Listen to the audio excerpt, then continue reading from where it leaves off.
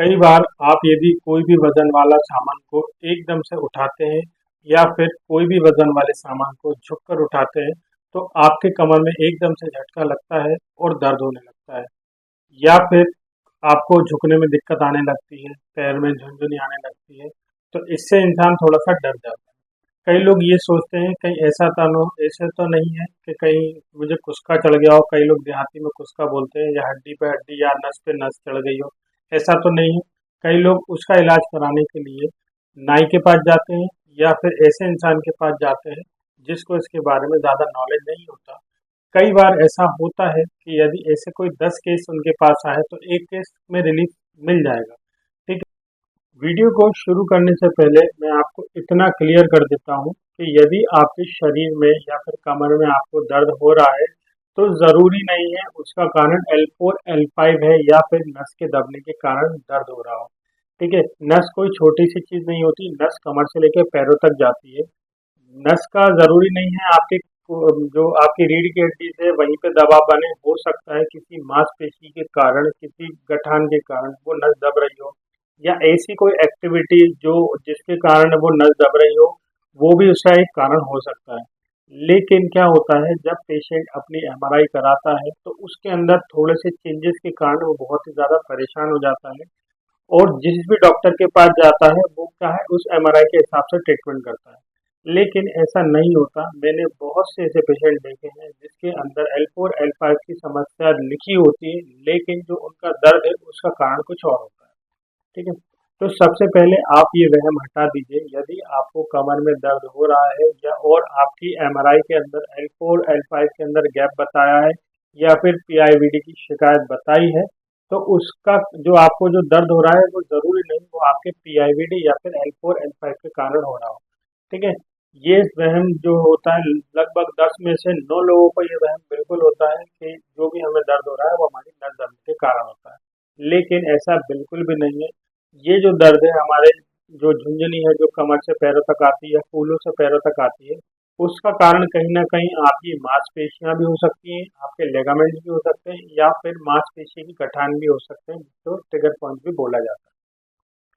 कई बार क्या होता है कोई भी हम झटके से कोई भी एक्सरसाइज कर लेते हैं या फिर कोई भी ज़्यादा वज़न उठा लेते हैं, तो एकदम से मसल शॉर्टनिंग के कारण मसल अपने आप को प्रोटेक्ट करती है, तो उसके कारण कई बार वो क्या है गठान जैसा स्ट्रक्चर बना लेती है। जो भी हमारी नसें होती हैं वो उन्हीं मसल्स के बीच में से निकलती हैं। जब भी हम कोई ऐसी एक्टिविटीज़ करते हैं जिसमें वो जो मसल है हमारी, वो मसल नस को दबाने लगती है, जिसके कारण कई बार हमारे पैरों तक झुनझुनी जाती है। ठीक है? कई बार आपने सुना होगा सियाटिका। सियाटिका को लोग यही समझते हैं कि वो जो नस का दबाव जो हो रहा है वो रीढ़ की हड्डी से हो रहा है, लेकिन ऐसा नहीं है। उसका दर्द कहीं न कहीं पाइरिफॉर्मिस मसल से भी जुड़ा हुआ होता है, जो कि हमारी कूल्हे पर प्रेज़ेंट होती है। ठीक है? अब यदि आपको ऐसे कोई दिक्कत आ रही है तो आप इसको कैसे पता लगा सकते हैं कि आपको जो दर्द हो रहा है वो L4 L5 के कारण हो रहा है या फिर आपको किसी मसल्स के कारण हो रहा हो। तो उसके लिए आप नियरेस्ट फिजियोथेरेपिस्ट से कांटेक्ट कर सकते हैं। यदि आपके आस-पास में कोई भी फिजियोथेरेपिस्ट नहीं है तो आप हमसे कांटेक्ट कर सकते हैं या फिर आप हमारी क्लिनिक पर विज़िट कर सकते हैं। ठीक, इस वीडियो में मैं आपको कुछ जनरल सी ऐसी एक्सरसाइज बताऊंगा जो कि आपकी मांसपेशियों को भी थोड़ा-सा लूज़ करने का काम करेगी, और यदि आपको पीआईवीडी की भी शिकायत है तो उसके अंदर भी ये एक्सरसाइज असरदार रहेगी। फिर भी आपको इन एक्सरसाइज से बहुत ज़्यादा फ़र्क नहीं आता है तो आप हमसे डायरेक्ट कॉन्टैक्ट कर सकते हैं। आपको नंबर हमारा स्क्रीन पर दिया गया है। ठीक है? तो वीडियो को शुरू करते हैं, चलिए। यदि आपको उसका चढ़ा है या फिर ऐसे कोई भी मूवमेंट करा है जिसके कारण आपको झटका लगा है और कमर में आपको एकदम से सीवियर सा पेन हुआ है, तो उस कंडीशन में आप क्या करेंगे? सबसे पहले तो आप जिस जगह पे आपको सबसे ज़्यादा दर्द हो रहा है, उस जगह पे आप आइसिंग करेंगे। आइसिंग मतलब बर्फ़ से सिकाई करेंगे, और ऐसा आपको कम से कम 15 मिनट तक करना है। मान के चलिए यदि आपको कोई भी एक्टिविटीज़ करते वक्त झटका लगा है इस जगह पे, ठीक है? तो इस जगह पे आपको कम से कम 15 मिनट तक आइसिंग करना है और थोड़ा-सा रख-रख कर आइसिंग करना है, ठीक है? इसको आप 1 दिन में कम से कम 2 बार करेंगे, ठीक? यदि आपको दर्द को 1 हफ्ते से ज़्यादा हो चुका है, 7 दिन हो गया, 10 दिन हो गया, लेकिन फिर भी दर्द नहीं जा रहा है, तो उसके बाद आप क्या करेंगे, आप गर्म पानी से सिकाई करेंगे। ठीक है। फिर आप क्या करेंगे, जो भी आपके पास मसल रिलैक्सेशन जेल होगा, जो भी आपके डाइक्लोफिनेक आते हैं, बहुत सारे जेल्स आते हैं जो मसल को रिलैक्स करने का काम करते हैं, उसको यहाँ पे अप्लाई करेंगे। ठीक है, उसको थोड़ा सा लगाएंगे और उसको रेस्ट छोड़ देंगे। ध्यान रहे, इस वक्त आपको कोई भी ऐसा मूवमेंट नहीं करना है या फिर ऐसी कोई भी एक्टिविटी नहीं करनी है जिसके कारण आपका दर्द बढ़े। ठीक। आप ज़्यादा से ज़्यादा, बहुत ही ज़्यादा आपको पेन हो रहा तो आप स्टार्टिंग में पेन किलर ले सकते हैं, लेकिन मैं इसको प्रमोट नहीं करता। ठीक है। सबसे पहले आप क्या करेंगे, सबसे पहले आप आइसिंग करेंगे, आइसिंग के बाद आप जेल लगाएंगे, जेल के बाद आप उसको थोड़ा सा रेस्ट देंगे। ठीक है। इस पेन के दौरान आपको कोई भी वजन वाला आइटम नहीं उठाना है, कोई भी वजन वाला सामान नहीं उठाना है, आपको झुककर कोई भी काम नहीं करना है, और आपको जितना हो सके उतना रेस्ट देना है। आपको ये चीज ध्यान रखनी है। 1 हफ्ते बाद आप क्या कर सकते हैं, आप धीरे धीरे धीरे मूवमेंट को धीरे धीरे शुरू कर सकते हैं। ठीक है। अब क्या होगा, यदि आपको दर्द हो रहा है फिर भी आप कोई काम कर रहे हैं, आपको हो सकता है जैसे अभी आपको जर्क लगा, आपको दर्द हो रहा होगा, लेकिन 2 दिन में वो एकदम से कम हो जाएगा। ठीक है, लेकिन फिर भी आपको क्या करना है, आपको जितना हो सकता है थोड़ा सा रेस्ट लेना है, क्योंकि 1 हफ्ते तक मसल्स को रिलैक्स आपको छोड़ना चाहिए, नहीं तो वो फिर से हो सकता है। ठीक है। सबसे पहले तो हम ये काम करेंगे। फिर दूसरी बात क्या करेंगे हम, जैसे ही आपके 1 हफ्ते हो जाएंगे, 10 दिन हो जाएंगे, आपका पेन सब साइड हो जाएगा, तो जिस मसल में आपको प्रॉब्लम हुई थी उसको हम पावर देंगे। पावर क्यों देंगे, क्योंकि 1 हफ्ते हो गए, 10 दिन हो गए, तो उसमें कोई मूवमेंट ना होने के कारण वो कहीं ना कहीं रिलैक्स में चली गई, उसकी जो पावर होगी वो हो सकता है थोड़ी कम हो गई हो, और एक्टिवेट भी थोड़ी कम हो गई है। इसीलिए हम क्या करेंगे, उसके अंदर थोड़ा सा पावर देंगे। तो पावर देने के लिए हम कौन सी एक्सरसाइज करेंगे, मैं आपको दिखा देता हूँ। सबसे पहली एक्सरसाइज में हम क्या करेंगे, दोनों पैरों को मोड़ेंगे,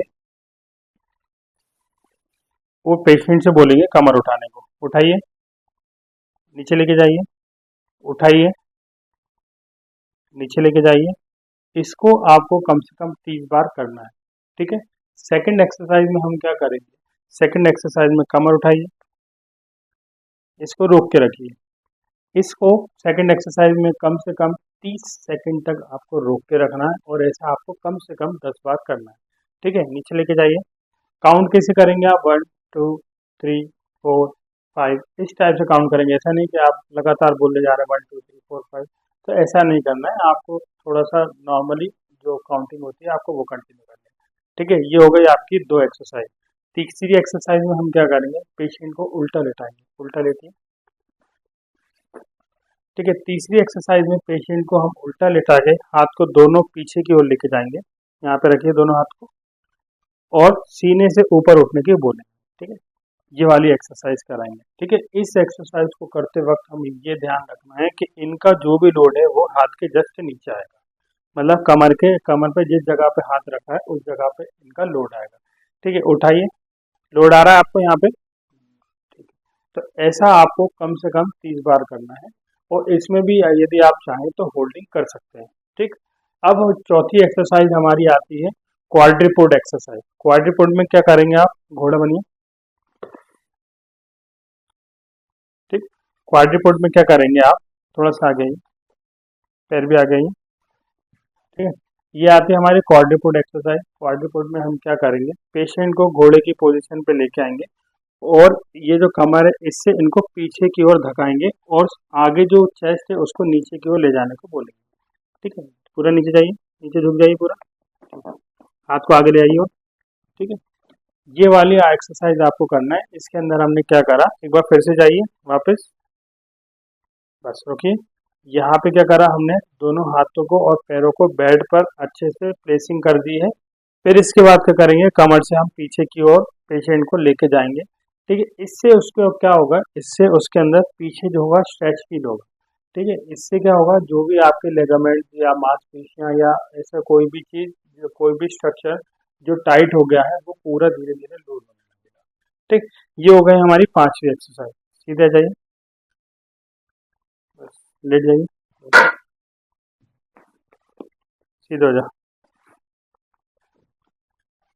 अब छठी और लास्ट एक्सरसाइज हमारी आती है आइसोमेट्रिक एक्सरसाइज। इस एक्सरसाइज में हम क्या करेंगे, हम इसके अंदर या तो बॉल का यूज कर सकते हैं या फिर हाथ की मुट्ठी बनाकर कमर के नीचे रखने को बोलेंगे। दोनों पैर को उठा के कमर उठाइए, दोनों पैर को मोड़ के कमर उठाइए, उठाइए।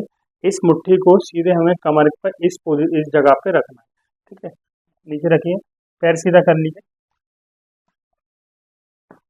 अब इसमें हमें क्या करना रहेगा, पेशेंट से बोलना है जो हमारा हाथ रखा है उसको कमर से नीचे की ओर दबाना है। दबाइए, कमर दबाइए, हाँ, ठीक है, दबाइए, हाँ, दबाइए, छोड़िए, दबाइए। इस एक्सरसाइज में आपको ये करना है, और इसके अंदर यदि आप होल्डिंग करना चाहते हैं तो और अच्छी बात है, पेशेंट यदि होल्डिंग कर पा रहा है तो बहुत अच्छी बात है। होल्डिंग कैसे, जैसे मैंने बोला दबाइए, दबाइए, इसको रोक के रखना है 30 सेकंड तक। ऐसा आप एक बार में एक एक सेट में 10 बार कर सकते हैं।